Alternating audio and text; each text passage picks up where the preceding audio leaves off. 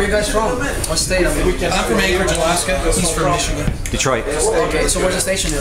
Anchorage. Yeah. In Alaska? Yeah, in Alaska. Yeah. I was coming over to the fest. I've never been there. I want to go there and buy some guys. Talk to Oz and Sharon and get them back up. They've been up 4 or 5 times now over the years. Yeah. It's great. Cool. If we leave it, what they look like? Alaska's Rock 106.5 with the Crooked Dude Show. We are sitting here with Gus G, the guitarist for Ozzy Osbourne and Firewind. How you doing today, Gus? I'm good, thank you. How are you? I am wonderful. I'm sitting here with you. And you're wearing a great shirt. I am wearing my Randy Rhoads Worn out, shirt. but cool. Yeah. Even better. Yeah. Even better, right. Worn in. So that actually leads me into my first question. You joined Ozzy Osbourne's band a couple of years ago. Replacing Zakk Wylde, and obviously before him we had Joe Holmes and Randy Rhoads and Jakey Lee, and just a long line of incredible guitarists. So did you feel any type of pressure or anything stepping into that type of thing? Well, obviously, you know, it's a big gig, you know, big shoes to fill, and my approach was like, I cannot replace those guys. These guys are in a league of their own. I mean, I know people are gonna compare. It's the inevitable, but the only way to approach this gig is to really go there and do your own thing with the respect for the past, you know. So, of course, it was, you know, I was nervous and in the beginning, but you know, all of Ozzy's fans really gave me a warm welcome. So there was no issues or anything. You know, people were, you know, really, giving the thumbs up at the gigs and everything, and everybody seemed happy. And you know, Zakk also, he said very nice things, and I have his support, and all that stuff means a lot to me. You know, it means a lot to me.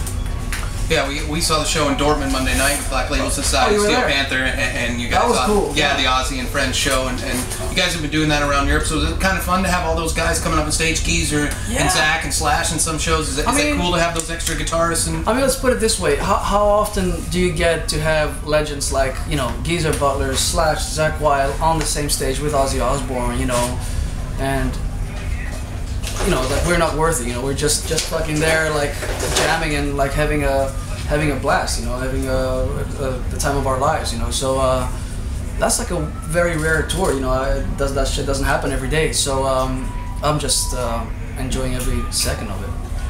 When you're in a situation like that, do you ever like kind of step outside and look back and like that, just say, wow, I'm on a stage right now with Geezer Butler, Ozzy Osbourne, and I'm here playing, you know, NIB or whatever the song is we're playing. The thing is, I felt like that at the rehearsals, because that was the rehearsals, and it was like, I was just looking like, what the fuck? Actually, all these guys are in this small room and we're all fucking jamming all these tracks. Like, when you're on stage, I don't really think about that, because, you know, I'm there, you know, it's part of the show and you gotta focus on that. And so even though all these guys are there, you're just kind of like rocking there, you know. And but yeah, it's pretty fucking mind-blowing to think about that. Probably, you know, after the gig, I'm just sitting thinking, what the hell just happened, you know? And we're gonna get to do that again tomorrow, and the day after, heaven. Better than heaven. I don't want to go to heaven. I'm fine here.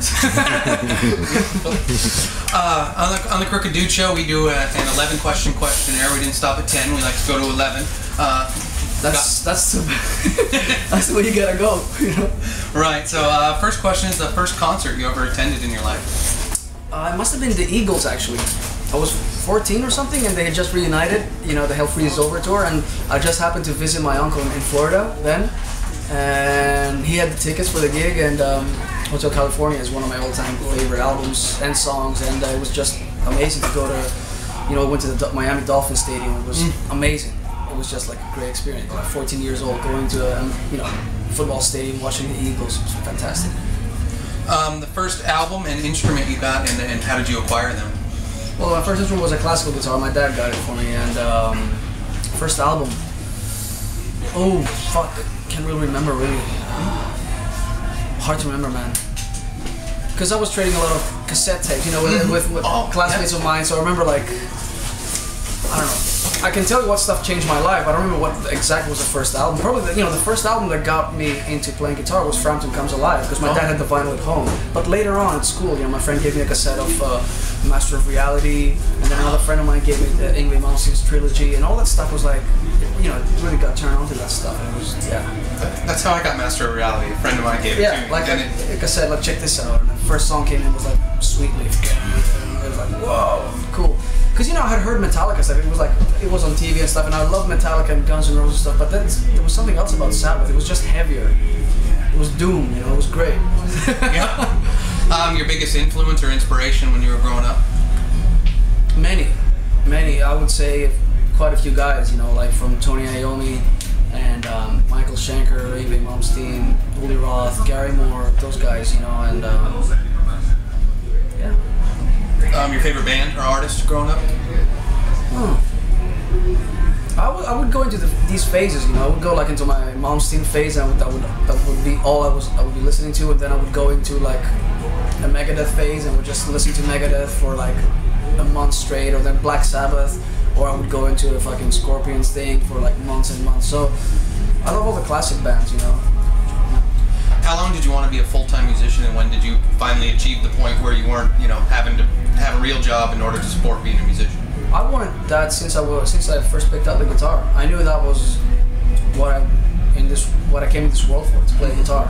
I knew that. I just felt it. And I mean, I've had a few jobs in the beginning, but I was pretty lucky that I was playing with this band called Dream Evil from Sweden, and the band picked up pretty quickly actually in Japan and Europe. We started doing some gigs, and I mean, the early days I used to live like a bum and stuff. I only needed like a couple of $100 a month to make it by. I would eat canned food and live in some fucking shithole, but it was enough for me. I got to play guitar. I didn't have to to do some other job. Occasionally I would do other jobs, but I knew that I had to stay focused in music to go to the next level. And it wasn't easy. It's been a long ride, but it's been worth every second of it. Your favorite band that you've ever opened for, and if you could open for any band ever, who would it have been or be? Well, it's kind of hard to ask a guy like me that question because I'm playing with Ozzy Osbourne. It's well, maybe with Firewind. With Firewind, talking about Firewind, though, I would say that we have gotten some pretty prestigious opening slots. Like we've opened for Judas Priest last year. We've opened for Scorpions, which is some of our favorite bands. We played with the Big Four last year at Sonisphere. So we played with those guys, Metallica and stuff. And like this year, being here with Black Sabbath. What more can you ask, really? Yeah, right. We're blessed. What's your favorite place to play, and is there any place you haven't played yet that you really want to play? Yes, we've not been with Firewind speaking. We've not been to South America, and I really want to get the band there because I went there last year for the first time with Ozzy, and it was just fucking mental. And I would just love to bring the band down there at some point to South America, Brazil, Argentina, all those places. Great fans there, great people. Also, I've not been to Australia. That's another place I know there's a lot of demand for, and I hope we can make it there someday. What else? I love to play everywhere in the world, man. Where there's just fans showing up and having a good time, I'm up for that. It doesn't matter if they're in Russia or in Japan or in Greece or in England. It's all, one great feeling. If you get the email or the memo someday that says, "Hey, we're going to Alaska. We're doing a show in Alaska," what's your first impression when somebody says you're going to be playing in Alaska? Fuck yeah. Yeah. Fuck yeah, let's do it. Nice, that's the best answer we've had all weekend. Do you feel like you get a better reaction from European crowds or from North American crowds? Oh, it's all great everywhere, And for a band like us being from Europe and not having the chance to tour so much in America, people get really excited there. And we did a tour last year, our first headline tour in America, and we were, we would go to some shows in the middle of nowhere, and there would be fans showing up, and they would tell us they traveled miles and miles, and it's amazing, It really makes your day, to know that there's somebody telling you like, I drove from fucking Texas all the way to Atlanta to see you guys, and I've been waiting since 2002, since your first album, and it's like, that's the kind of stuff that really makes it worth why we're doing this, why we travel so much, why we put up with the 23 hours of shit and that one good hour on stage, Your favorite non-metal act? Non-metal. Well, lately, is Gary Moore considered metal? Not really, because I'm really into this blue stuff. So probably that would be that, yeah. And our 11th question is, where is the weirdest place you have ever put your penis? Everybody likes that question. Oh fuck! Weirdest place. some fat girl's asshole. I don't know.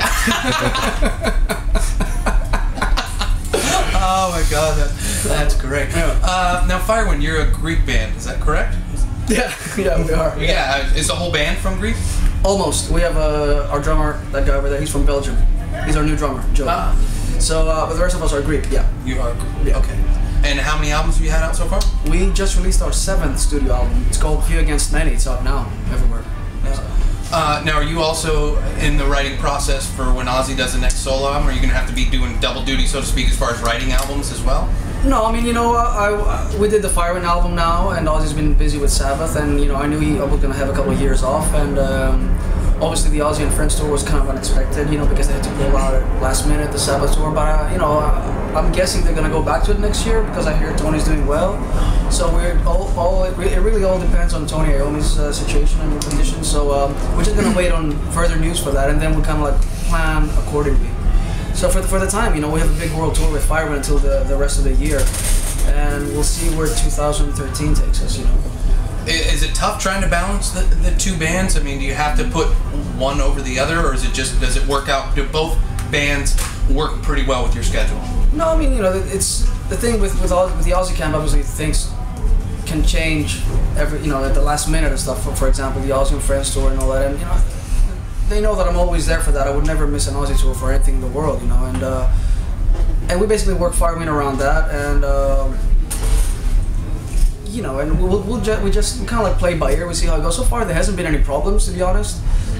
You know, we're able to do our gigs when Ozzy's not touring, and we just put our album out, and we have a long tour coming up. So it's all good so far. You know, there hasn't been any drama or anything. It's I mean, what can I say? I'm just keeping more busy, you know, which is great, because when I go home, I get bored pretty fast. You know, like 2 weeks later, I'm thinking, is it over? Is that it? When's the next gig?